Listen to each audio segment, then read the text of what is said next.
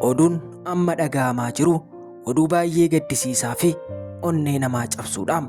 Innis gaazexeessituun sabboontuu Ahimad jedhamuun beekamtu waliif TV irratti qophiiwwan garaagaraa qopheessuudhaan beekamtii guddaa kan argatte, akkasuma FIB afaan Oromoo irratti gaazexeessituu cimtuu dubartoota Oromoo taate yeroo dheeraaf kan hojjechaa turte.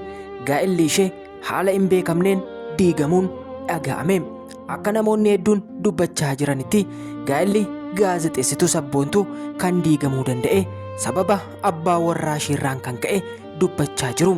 Akka isheen toora sooshaal miidiyaa irratti sagalee ishee ol kaastee dubbatachaa jirtutti namni isheerraa adda beekuun haga har'aatti doorsisa garaagaraa irraan ga'aa akka jirutu dhaga'amaa jira.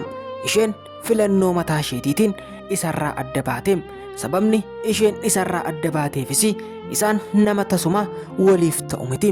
Guyyaa cidha isheerraa jalqabe rakkoowwan garaagaraatu ishee mudachaa ture. Guyyaa cidha kiyyaa sana cidhi sun afuuf tureera jetti. Uffatiin cidha kootiif ajajadhee fi uffati anaaf dhufe uffata kan biraadha jetti. Garuu homaa hin dubbanne cidhi afuusaarra jedheen guyyaa sana geggeessa jetti. Namoonni seeraan ilaaltaniitu taatanii jettee dubbatti. Mucayyoon cina ishee teessee af-gaaffii wajjin taasistu. Miirri armee keetii miira gaarii hin turre, namni hunduu jeeqamaa ture jetti. Garuu namoonni muraasni cidha kiyya irratti maqaan isaanii xuraa'eera jetti. Sababni maqaan isaanii xuraa'eefis sababa kiyyaaf jetti. Ana na gargaaruuf, ana bira dhaabbachuuf kana hunda gochaa turani. Garuu namoonni baay'een maqa balleessiidhaan waa'ee isaanii dubbachaa turan jetti. Dogongorumaan cidhi dhaabbate osoo hin turin turtii waggaa tokko hin guunne keessatti gargar baane jetti. Garuu sababa maaliif akka gargar ba'an ifaan ifatti baastee miidiyaa irratti dubbachuu hin dandeenye. Garuu wanti isheen dubbachaa jirtu namni ishee wajjin cidha dhaabbate manatti jireenya biraa nama qabu, alatti illee jireenya biraa nama jiraatu, wanti isheen manaa dhageessuu fi gaafa gabbaatu immoo bakkeedhaa dhageessu tasuma waan wal hin ilaallanne fardaaf waaqa kan walirraa fagaatudha jetti. Garuu akka kanatti itti fufuu hin dandeenyeef murtoo mataa isheetii murteeffatte. Mana keessattis ishee hacuuxaa ture, ishee arrabsaa ture. Sabboontuun gaazexeessituun kun dubartii cimtuu aadaa eenyummaa afaan Oromoo beeksisuu keessatti nama ga'ee guddaa taphataa turedha.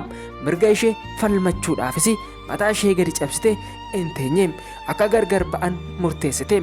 Mucaa ishee fudhatte isarraa adda baate jireenya dhuunfaa ishee jiraachaa akka jirtu toora sooshaal miidiyaa irratti gaafa dubbattu dhaga'ame. Namoonni baay'een akka dubbachaa jiranitti gaazexeessituu sabboontuu Ahimad waan gaarii goote, isheen dogongora hin qabdu.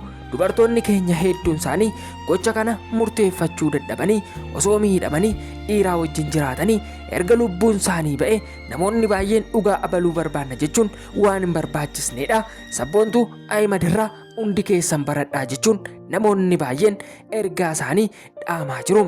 Akka dubbachaa jiranitti ilmi dhiiraa erga fuudhee fi bakkeetti erga jaallate amala garaagaraa qabaachuu danda'a. Garuu kan abbaa warraa kiyyaa waan addaadha jetti. Nama biraanatti ta'e natti jijjiirame jetti. Isheenis jireenya gadadoo jiraachuurraa jireenya biyya lafaa dhibban guunne akka kanatti rakkoo hamaatiin dabarsuurraa isarraa adda baate miidiyaa mataa isheetii hundeeffatte miidiyaa ishee irratti diigamuu gaa'ila isheetii konfiidensiidhaan dubbatte. Gaazexeessituu sabboontuu Ahimad yeroo ammaa namoota baay'ee biratti dinqisiifannaa guddaa argattee jirti.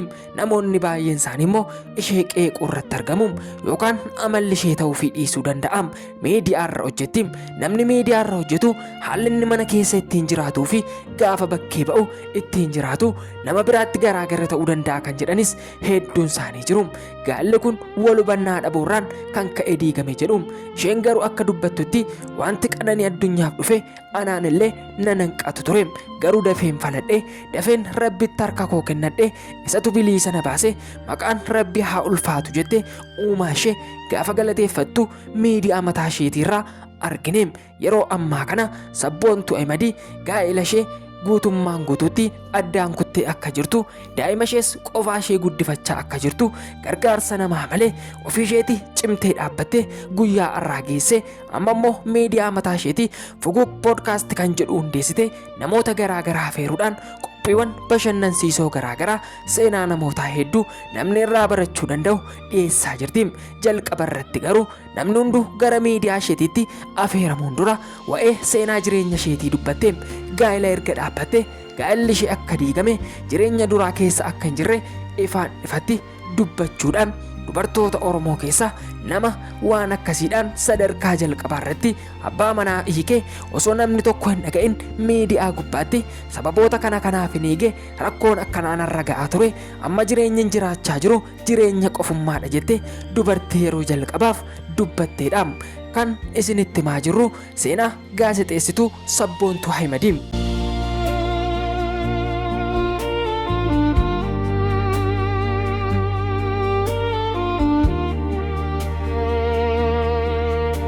Yooyyaa harka fuunee akkam jirtu hordoftootaaf kabajamtoota Adaamaa Da'el nagaa isin gaafachuun daganne akkam jirtu fayyaa keessanii bakka jirtanitti nagaan Rabbii isiniif haa baay'atu jecha oduu keenya guyyaa har'aa akkuma jalqaba irratti kaasuuf yaalle dhimma bultii diiguu gaazexeessituu Sabboontuu Ahimad irratti kan xiyyeeffatedha.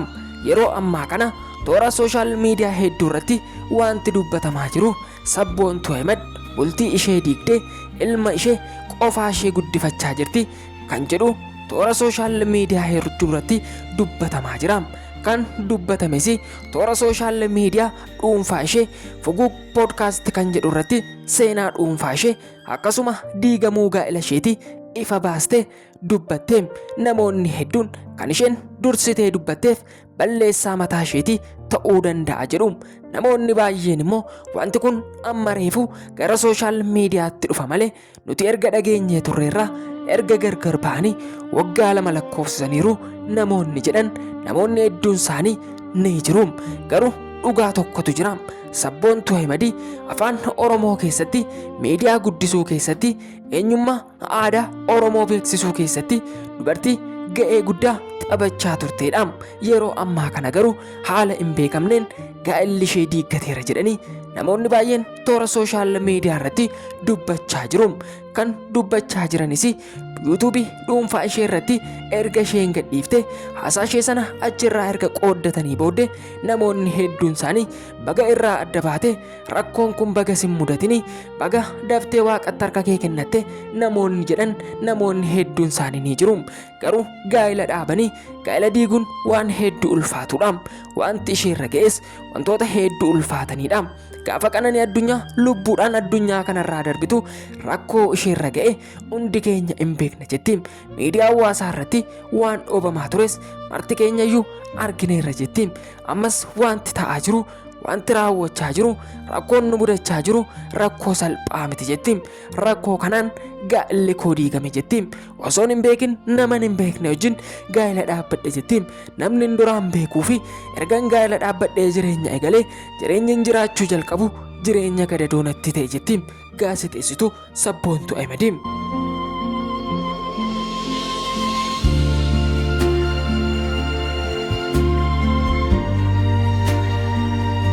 Walumaa galatti gaazexeessituu Sabboontuu Ahimad gaa'elli ishee diigamu miidiyaa dhuunfaa isheetii irratti dubbatte. Kan isheen dubbatteefis gaa'ela kiyya deebisaa anaaf ijaaraa miti. Miidiyaa mataa kiyyaatiin dhufeen jira. Uummanni Oromoo hedduun keessan eessatti badde jettanii na iyyaafachaa turuu keessan nan beekam. Garuu rakkinoota hedduun dabarsaa ture. Rakkinan dabarsaa tures dubbii kiyya kanarraa baruu dandeessu jetti. Amma immoo miidiyaa dhuunfaa kiyya podcast eegaleen jira. Podcastiin kunis Fuguug Podcast kan jedhamu yoo ta'u chaanaalii kiyya maatii akka taatan akkasuma akka na jajjabeessitan miidiyaa afaan Oromoo gara fuulduraatti akka waliin guddisnuu fi dhaamsa isiniif dhaamti. Gaa'ela kiyya deebisaa ijaaraa osoo hin taane maatii kiyya taati sagantaa kiyya hirmaadhaan dhaamsa kooti jetti. Nutis akka Adaamaa Deeliitti dubartii kana haa jajjabeessinu sooshaal miidiyaa ishee sheerii gochuudhaan ishee biraa dhaabbannu jenna.